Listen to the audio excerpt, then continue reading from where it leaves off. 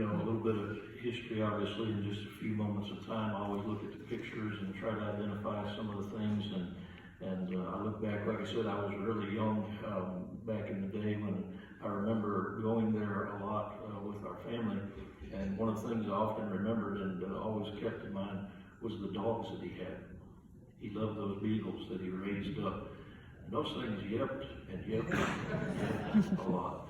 And but as a young boy, that was fun. And I always went over there, and you could mess with them and play with them. And but man, he was partial to those. He loved them, and they were pretty, I would say, valuable to him in a great way.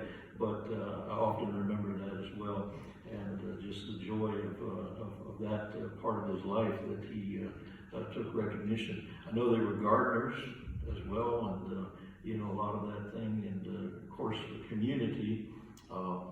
Since they've come into the community, there's been a lot of changes. But I just remember a lot of days. I told somebody last night when we were here a few minutes.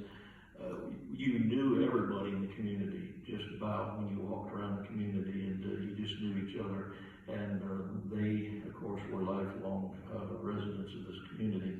Winnie, I would see her, just a little brief note of that, but she would work the poles and be up at the city of Green working poles, and I'd always see her when I'd go up the road, and so often ran into them and been able to communicate. But anyhow, Russ, I think you're going to come and share a few words.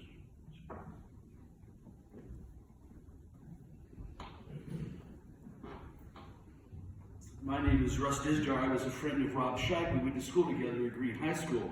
Mike was ahead of us. I think he was behind us. And Rob was the bigger sinner than I was. He caused more trouble than I did in high school. But we both got saved. We both had our lives changed. Jesus came into our lives. And he went off to school one place. I went off to school at another place. Then I decided to go down to school where Rob was. And this all comes around my engagement with Winnie and Dalton Shipe for all these years. Winnie was the trickster at times, and the iced tea that had tons of sugar, right? And the food that she used to feed us when I lived there. Moose meat and deer meat fixed differently. The African stew, I don't know if you remember that. And she would never tell me what it is. Dalton would just sit there smiling at me, looking at me. That's one thing about Dalton, just smiling at me, looking at me. His laughter, like Mike, you can hear it through the whole house, right? So I leave Cumberland College, come back up here. I had nowhere to live, and Dalton and Winnie Shipe decided to let me live in their home. So I got to live down in that basement. So I'm in that basement living down there, and Winnie's always cooking food, and of course, Mike and Dalton and everybody's hunters. And so there's two stories, one that I got to tease him about, and one or two that he got to tease me about. He was a bus driver, as you know. I mean, we heard stories about his bus driving, we heard stories about his mail driving, and the tractor, to see him on the tractor was just always to see him on that tractor. Well, one day when he get that bus to drive the school bus, he flew up that door, and he didn't realize the door came back down a little ways, right? And he backed that bus out right into that doorway. So I got to tease him for a little while. Until and I would come back home to Dalton's home at night. It was dark, and the garage sometimes was open, left open a lot, and sometimes not. But I would always go through the garage, through that side door, to go down the basement to where I slept. And so when it's dark, you had to go through, and you had to go like this to find the walls, to look where you're going. And I ran into something cold and wet. My face hit it.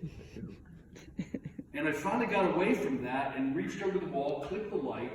It was a deer carcass hanging. Oh, me too. So I tell Dalton about that.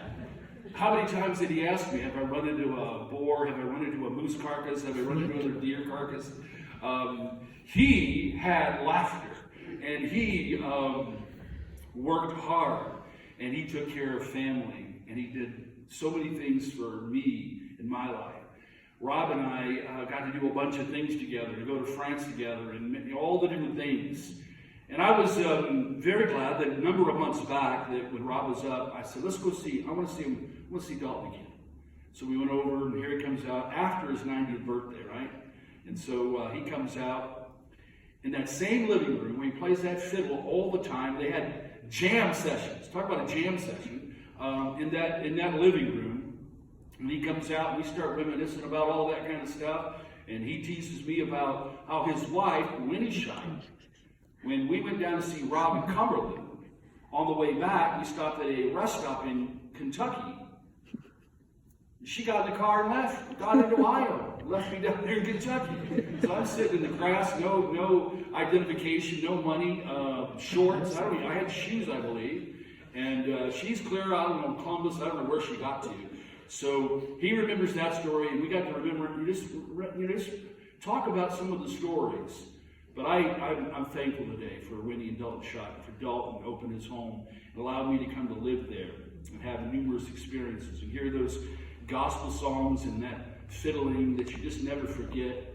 And to see him live and God give him to 90 years old is a tremendous thing. So I thank the family for your mom and dad.